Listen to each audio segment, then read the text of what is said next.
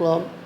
সরকারের নতুন সিদ্ধান্ত ৭টার সময় মার্কেট বন্ধ হয়ে যাওয়াতে আসলে কি দুর্ভোগ হচ্ছে না কি হচ্ছে আসলেই জ্বালানি হচ্ছে বলে মনে হচ্ছে?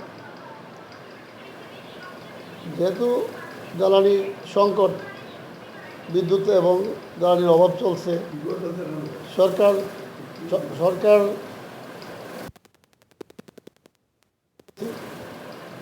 সরকার গতকাল আমাদেরকে বলছিল 6টায় মার্কেট বন্ধ করতে, পরে অবশ্যই রিভাইজ করে 7টা করছে।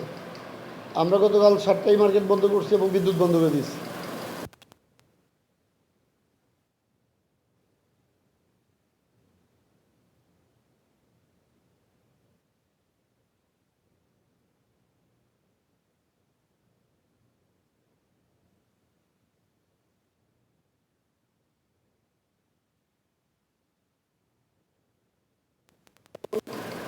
তেল গ্যাসের যে অভাব চলছে দেশে, মধ্যপ্রাচ্যে যুদ্ধের কারণে, যুদ্ধের যেই অবস্থা, অর্থনৈতিক যেই চাপ এবং গ্যাস তেলের যে সংকট, এগুলি সারা দেশের উপরে মরার উপর খারাপরা। এখন আমরা সবাই যদি একটু একটু সহ্য না করি, তাহলে দেশ কীভাবে চলবে? সরকারকেও চলতে হবে, দেশও চলতে হবে। কাজে আমাদের সবাইকেই সহযোগিতা করতে হবে, একটু কষ্ট করি। সেই হিসেবে আমরা সরকারের এই সিদ্ধান্ত মোতাবেক কষ্ট করতে রাজি আছি এবং আমরা গতকাল থেকেই 7টায় মার্কেটের বিদ্যুৎ বন্ধ করে দিয়েছি। আমাদের দোকানদারদেরকে বুঝাইছি, দোকানদাররাও যথাসময় দোকান বন্ধ করছে এবং 7টা সাড়ে 7টার মধ্যে দোকান থেকে চলে গেছে, মার্কেট বন্ধ করে আমরা গেট বন্ধ করে দিয়েছি। এবং সামনে সরকারের সিদ্ধান্ত যা থাকবে সেই মোতাবেক মার্কেট চালাবার চেষ্টা করব। আমরা অবশ্যই সরকারের সিদ্ধান্ত মানি, অবশ্যই জাতীয় স্বার্থের কথা চিন্তা করি, দেশের স্বার্থের কথা চিন্তা করি।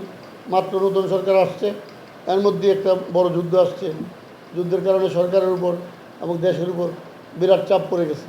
বিশেষ করে তেল এবং বিদ্যুৎ এবং গ্যাস এগুলির উপর খুব চাপ পড়ছে।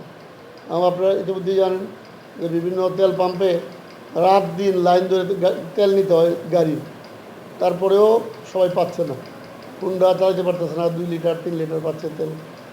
তো সবাইকে একটু কষ্ট করতে হবে, দেখা যাক আল্লাহ কী করে। যুদ্ধ যদি অতি দ্রুত শেষ হয় তাহলে আমাদের জন্যই না, সারা বিশ্বের জন্যই মঙ্গল। আর যুদ্ধ যদি আরও অনেক দিন চলে তাহলে সারা বিশ্বের জন্যই অমঙ্গল। সবচেয়ে বেশি আমাদের মতো পৃথিবী বিশ্বের গরিব দেশের জন্য খুব অমঙ্গল হয়ে যাবে।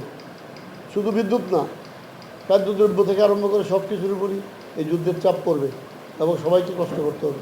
তাকে আল্লাহর কাছে দোয়া করি যেন আল্লাহ আমাদের সবাইকে মুক্ত করেন এবং যুদ্ধ থেকে বাঁচান। কারণ ট্রাম্প হয়েছে পাগল। আমেরিকা হলো বিশ্বের উন্নত দেশে একবার এই ট্রাম্পের প্রেসিডেন্ট বানাইছে, তখন আমরা মনে করছিলাম এরা ভুল করে বানিয়েছে। কিন্তু এবার আবার যে বানাইছে, এতে করে বোঝা যায় জাতি হিসেবে এরা নিজেরাই পাগল, একজন পাগলরে বানিয়েছে। যেই পাগল সারা পৃথিবী নিয়ে খেলতেছে এবং সারা পৃথিবীর মানুষকে হয়রানি করতেছে।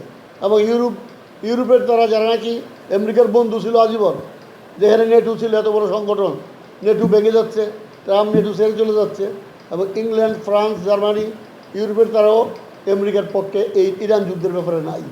কারণ এই ভুয়া যুদ্ধে কেউ তারা সমর্থন করতেছে না, সে একাই করতেছে। আসলেই সে পাগল হয়ে গেছে। এই জন্য দেখা যাক আল্লাহর পাগল থামাইব।